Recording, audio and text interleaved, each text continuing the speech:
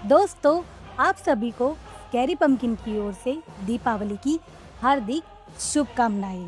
आप लोगों के प्यार और सपोर्ट की वजह से हम लोगों ने रिसेंटली 3 मिलियन सब्सक्राइबर्स पार कर चुके हैं और रिसेंटली हमें नव भारत की ओर से India's number 1 horror story teller का किताब भी मिल चुका है। The best storyteller influencer award goes to Shraddha Shetty. ये सब मुमकिन हो पाया है सिर्फ और सिर्फ आप लोगों की वजह से। दोस्तों, ऐसे ही हमें प्यार और सपोर्ट करते रहिए और हम आपके लिए लाते रहेंगे नई नई दिल दहला देने वाली कहानियाँ। तो दोस्तों, स्कैरी पंपकिन को सब्सक्राइब करना भूलना मत।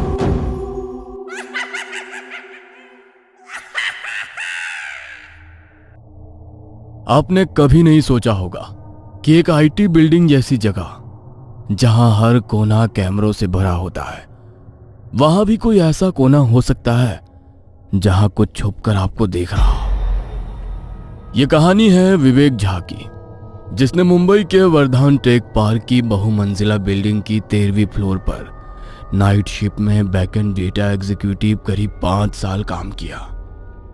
विवेक और राजेश उस रात भी रोज की तरह अपने काम में व्यस्त थे।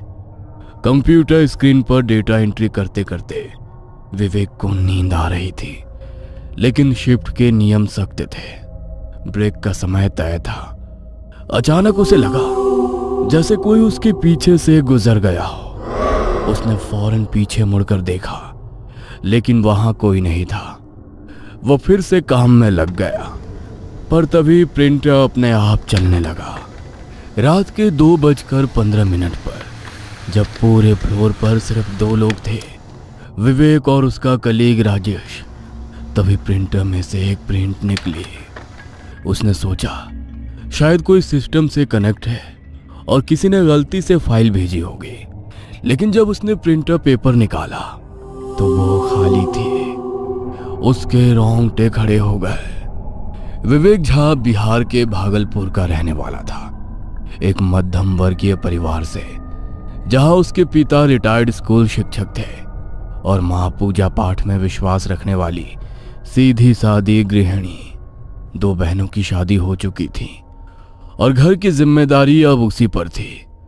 उसने कंप्यूटर साइंस में डिप्लोमा किया था और कुछ छोटे कामों के बाद उसे मुंबई के वर्धान टेक पार्क बिल्डिंग में बैकएंड डेटा एग्जीक्यूटिव की नौकरी मिल गई। राजेश उत्तर प्रदेश के बरेली से था।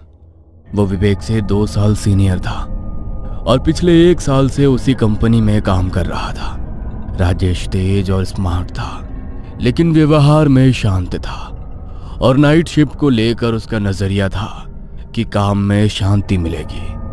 वर्धान टेक पार्क 20 फ्लोर की बहुमंजिला बिल्डिंग थी। बिल्डिंग बहुत ही शानदार थी। शीशे की दीवारें, शानदार कैफेटेरिया, हाई सिक्योरिटी एक्सेस और लिफ्ट जो सीधा आपके फ्लोर पर ले जाती थी। लेकिन इस बिल्डिंग के बारे में एक बात अजीब थी। 13वां फ्लोर कभी दिखता नहीं था। लिफ्ट में 12 के बाद सीधा 14 आता था, लेकिन कर्मचारियों को बताया जाता था कि 13वां फ्लोर सबके लिए नहीं है, पर सिस्टम में मौजूद है। वहां सिर्फ नाइट की बैकएंड टीम को जाना होता है। विवेक का काम आसान नहीं था। रात की shift, system monitoring, data entry, server logs track करना और क्लाइंट के रिपोर्ट्स जनरेट करना, लेकिन घर चलाना था, इसलिए उसने कभी शिकायत नहीं की। पहले 2 साल वो दिन की शिफ्ट में काम करता रहा। उसे रात में जागने में दिक्कत थी, इसलिए वो हमेशा नाइट शिफ्ट लेने से बचता था। लेकिन हाल ही में कंपनी ने एक बड़ा क्लाइंट प्रोजेक्ट साइन किया। अचानक नाइट बैकएंड टीम में लोगों की कमी पड़ गई और एचआर ने विवेक को मेल भेजा 3 महीने के लिए रोटेशनल नाइट शिफ्ट। इस बार विवेक बच नहीं सका और वो मजबूरी में तैयार हो गया। उसी दिन 13वां फ्लोर ऑफिस देखने के लिए उसने सिक्योरिटी गार्ड से पूछा। तब सिक्योरिटी गार्ड ने उसे बताया, सर 13वां फ्लोर लिफ्ट में दिखेगा नहीं। 12वें फ्लोर के कोने से एक सर्विस सीढ़ी जाती है, उसी से जाना पड़ता है। ओह, ये दरवाजा तो मैं रोज देखता हूँ, ये हमेशा लॉक्ड होता है। मुझे नहीं पता था कि इसके पीछे सीढ़ी है। सर, दिन में ये लॉक्ड रहता है क्योंकि दिन में यहाँ कोई नहीं जाता, सिक्योरिटी गार्ड ने बताया। ये सब सुनते वक्त भी विवेक के दिमाग में शिफ्ट अलावेंस और ओवर टाइम की रकम घूम रही थी। उसे न फ्लोर के बारे में कुछ पता था, न उसने पहले कभी कोई अफवाह सुनी थी। 13वां फ्लोर उसके लिए सिर्फ एक नई सीट और कुछ एक्स्ट्रा रुपए थे। धीरे धीरे विवेक को इस फ्लोर के बारे में बातें पता चलने लगी। उसी शिफ्ट में काम करने वाला उसका एक कलीग राजेश, जो पिछले साल से इसी बिल्डिंग में था, एक दिन चाय के दौरान बोला, तुझे पता है इस फ्लोर के बारे में क्या बातें फैली हैं? लोग कहते हैं कि यहाँ रात में अजीब अजीब चीजें होती हैं। ये फ्लोर हॉन्टेड है। पर मेरा तो मानना है कि ये सब लोगों ने नाइट शिफ्ट से बचने के लिए कहानियां बना रखी है। अगर कुछ होता तो कंपनी इसे छिपा नहीं सकती थी। विवेक ने भी उसकी बात मानकर हंसते हुए सिर हिला दिया, लेकिन उसके दिल के किसी कोने में एक बेचैनी थी। तभी उसी रात एक घटना हुई जिसने उसके उस मजाक को चुप करा दिया। रात के करीब 2:15 पर दोनों अपने अपने डेस्क पर बैठे थे। अचानक प्रिंटर अपने आप चलने लगा। राजेश बोला, अबे किसी ने डॉक्यूमेंट भेजा होगा। विवेक ने जब प्रिंटर से कागज निकाला तो वो खाली था। राजेश ने मजाक में कहा, भूतों ने अपना रेज्यूमे भेजा होगा। शिफ्ट के दौरान विवेक के बगल के सिस्टम पर सीसीटीवी की स्क्रीन चलती रहती थी, जो आमतौर पर सिक्योरिटी रूम से लिंक थी। कोई उसे ऑफ नहीं करता था क्योंकि कई बार सिक्योरिटी खुद उसे ऑन छोड़ देते थे। विवेक उस स्क्रीन की ओर ध्यान नहीं देता था, लेकिन कभी कभी अनजाने में उसकी नजर चली जाती थी। उसे दिखता कि कॉरिडोर में लोगों की हलचल है, कोई चल रहा है, शायद सिक्योरिटी है। उसने खुद को कई बार समझाया। एक रात विवेक ने सीसीटीवी में एक परछाई देखी और अगले पल उसी फुटेज में कोई उसकी कुर्सी के पीछे खड़ा है। राजेश चिल्लाया, विवेक पीछे देख। विवेक पलटा पर पीछे कोई नहीं था। दोनों कुछ पल तक चुप रहे, एक दूसरे की ओर देखते हुए। विवेक का शरीर सुन्न पड़ गया। उसने हेडफोन लगा लिए, पर गाने सुनते सुनते उसका दिमाग अब डर के सन्नाटे में डूब गया था। ये विवेक और राजेश के लिए पहली बार डर का अनुभव था, पर उन्होंने तय किया कि ये बात दोनों किसी को नहीं बताएंगे। उन्हें लगा कि कोई उनकी बातों पर यकीन नहीं करेगा और सब लोग उन्हें डरपोक समझेंगे। और ये भी डर था, शायद अफवाह फैलाने के लिए कंपनी उन्हें जॉब से ना निकाल दे। इस फ्लोर पर एक मीटिंग रूम था, एकदम कोने में। वो हमेशा बंद रहता था। एक रात राजेश पानी लेने के लिए पेंट्री गया था। तभी विवेक अकेला बैठा लॉग फाइल देख रहा था कि उसके हेडफोन में अचानक शोरगुल सुनाई दिया, जैसे बहुत सारे लोग एक साथ बोल रहे हो। हालांकि प्लेलिस्ट में कोई म्यूजिक ट्रैक नहीं चल रहा था। वो हड़बड़ा कर उठा और आवाज अचानक से बंद हो गया। उसकी नजर मीटिंग रूम नंबर 3 की ओर घूमी। दरवाजे के निचले से हल्की पीली रोशनी चमक रही थी, मानो अंदर किसी ने टॉर्च जला रखी हो। लेकिन अचानक वो रोशनी बुझ गई। विवेक को शुरू से ही इस कमरे को लेकर उत्सुकता थी, इसलिए एक रात ब्रेक टाइम पर उसने सिक्योरिटी गार्ड से पूछा, ये मीटिंग रूम नंबर 3 हमेशा बंद क्यों रहता है? कोई मीटिंग तो कभी यहाँ होती नहीं देखी। गार्ड ने पहले तो टालने की कोशिश की, लेकिन फिर धीरे से बोला, सर, पुराने लोग कहते हैं इस कमरे में कुछ ठीक नहीं है। पहले यहाँ मीटिंग्स हुआ करती थी, लेकिन फिर एक बार कुछ अजीब हुआ, उसके बाद से इसे बंद रखा जाता है। कुछ दिन बाद एक रात राजेश हाथ धोने के लिए कॉरिडोर के आखिरी वॉशरूम में गया। अंदर घुसते ही ट्यूबलाइट झटके से जल बुझने लगी, मानो कोई उसके ऊपर फड़फड़ा रहा हो। उसने जल्दी जल्दी हाथ धोए, लेकिन जैसे ही बटन बंद किया, पूरे बाथरूम की लाइट एक पल में गुल हो गई। गहरा सन्नाटा, पर नल से गिरती बूंदों की टकटक और किसी के धीमे कदमों की चुर्राहट सुनाई दे रही थी।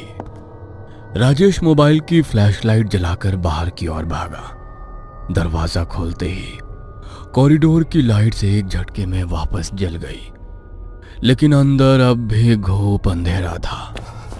डर से हड़बड़ाया राजेश लौटकर सीधे विवेक के डेस्क पर आया। भाई, तूने वॉशरूम की मेन लाइट ऑफ कर दी क्या? मैं तो यहां से हिला भी नहीं, सारी लाइट्स ऑन है। राजेश ने पलट कर देखा।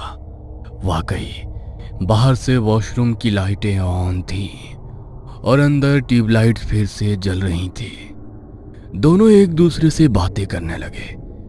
विवेक ने राजेश को वो बात बताई जो सिक्योरिटी गार्ड ने उसे बताई थी। अब धीरे धीरे विवेक और राजेश दोनों को अलग अलग डरावने अनुभव होने लगे थे। कभी किसी की परछाई, कभी कंप्यूटर स्क्रीन पर अजीब चीजें टाइप होती, तो कभी बिना वजह की ठंडक महसूस होती। विवेक ने नोटिस किया कि ये अनुभव अक्सर रात 3 बजे के आसपास होते थे। और सबसे अजीब बात यह थी कि जिस दिन कोई उस मीटिंग रूम नंबर 3 के पास ज्यादा समय बिताता, उसी दिन उसे कुछ ज्यादा डरावना महसूस होता था। दोनों ने और ज्यादा पूछताछ शुरू की। ऑफिस में पुराने लोगों से, हाउसकीपिंग स्टाफ से, सबका जवाब लगभग एक जैसा था। उस रूम में अजीब ठंडक लगती है। कई बार अंदर से खुद ब खुद आवाज आती है और जो भी देर रात उस रूम के पास बैठा हो उसे कुछ अजीब चीजें दिखती हैं। यह सब सुनकर विवेक का डर और बढ़ गया। ऐसा लगने लगा था जैसे उस कमरे के भीतर कोई ऐसी शक्ति थी जो आसपास मौजूद हर चीज पर असर डाल रही थी। एक रात करीब 3:10 पर उस कमरे से कुछ आवाज आई। विवेक और राजेश उस कमरे के पास गए तो उन्हें दरवाजे के नीचे से लाइट जली दिखी। विवेक धीरे धीरे उस ओर बढ़ा। दरवाजा बंद था, लेकिन अंदर से हल्की हल्की आवाजें आ रही थी, जैसे कोई दबी आवाज में बात कर रहा हो। उसने राजेश से सिक्योरिटी को कॉल करने के लिए कहा, लेकिन किसी ने फोन नहीं उठाया। डर कर वो वापस अपनी डेस्क पर लौटे तो विवेक का सिस्टम ऑन था और उसकी स्क्रीन पर एक लाइन टाइप हो चुकी थी, तुमने दरवाजा क्यों नहीं खोला। विवेक और राजेश अब इस फ्लोर के माहौल से अंदर ही अंदर डरने लगे थे। हर रात वो ऑफिस आते, लेकिन अब उनके चेहरे पर पहले जैसी सहजता नहीं रहती। एक दिन ब्रेक के दौरान जब वो कैंटीन में बैठे थे, तब उन्हें हाउसकीपिंग स्टाफ से पता चला कि शरद नाम का एक एम्प्लॉय इसी शिफ्ट में कुछ महीने पहले काम करता था और उसने अचानक नौकरी छोड़ दी थी। यह सुनकर विवेक को बहुत आश्चर्य हुआ, क्योंकि ऐसा कोई रिकॉर्ड ऑफिस में नहीं था। विवेक ने कुछ खोजबीन की और जैसे तैसे शरद का नंबर निकाला। फोन पर बात करने पर शरद पहले टालम टोल करने लगा, लेकिन जब विवेक ने उसे बताया कि वो भी अब उसी मीटिंग रूम नंबर सीसीटीवी के अनुभव से गुजर रहा है, तो शरद कुछ पल चुप रहा और फिर धीरे से बोला, मिलो मुझसे, लेकिन किसी और को मत बताना। अगले दिन शाम को एक छोटे से चाय स्टॉल पर दोनों मिले। शरद पहले बहुत घबराया हुआ था, हाथ कांप रहे थे, आवाज थरथरा रही थी। शरद ने बताया, उस मीटिंग रूम में एक बार एक एम्प्लॉय की मौत हो गई थी। नाइट शिफ्ट में ओवरटाइम के दौरान स्ट्रेस से हार्ट अटैक आया। कंपनी ने ये बात छुपा ली ताकि कंपनी की इमेज ना खराब हो जाए, लेकिन कहते हैं तभी से उसकी आत्मा वहीं पर है। क्या तुमने खुद कुछ देखा है? शरद की आंखें डबडबा गई। देखा? अरे वो हर रात मेरी सीसीटीवी स्क्रीन पर बैठा होता था और एक रात तो सीसीटीवी में मैंने खुद को उस रूम में बैठा देखा, लेकिन असली में तो मैं अपनी कुर्सी पर था। उस रात के बाद मैंने शिफ्ट बदलने की रिक्वेस्ट की, लेकिन किसी ने नहीं मानी और उन्होंने उस रूम का कैमरा बंद कर दिया। फिर एक रात मैंने उसी मीटिंग रूम का दरवाजा खोल दिया।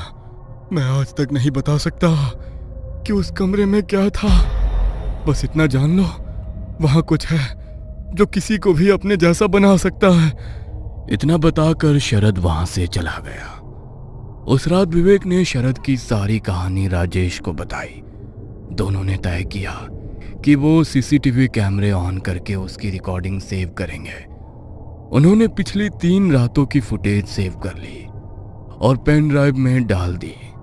सुबह होते ही उसने एचआर को मेल किया कि वो अब से ऑफिस नहीं आ सकता और मीटिंग रूम नंबर 3 के बारे में कुछ गंभीर बात है।